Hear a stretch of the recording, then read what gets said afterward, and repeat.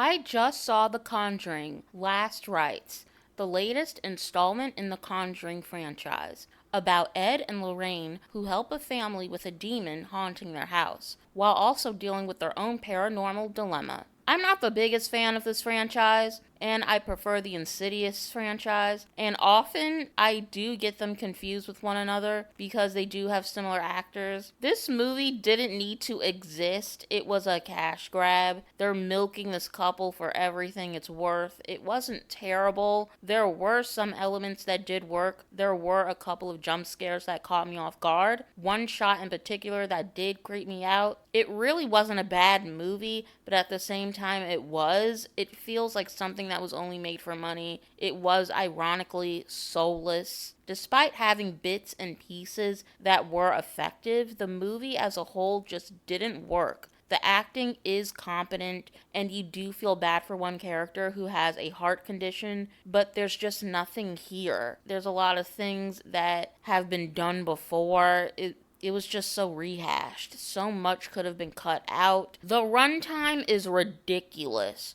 We had 40 minutes left when it should have begun wrapping up. It was mind boggling. It's impossible not to feel that 2 hours. One of the scenes that I did kind of like was the one with Annabelle. It had a great start, but was short lived and ended up kind of goofy. For a rated R movie, this could have had a lot more going for it. It just felt like a slightly edgier PG-13 movie. And no, I don't mean that having an R rating is automatically going to make a horror movie better. But if you are going to give us 2 hours with an R rating, give us something. Overall, I give this a 4 out of 10, and that's very generous considering how much I didn't like this, and I don't recommend.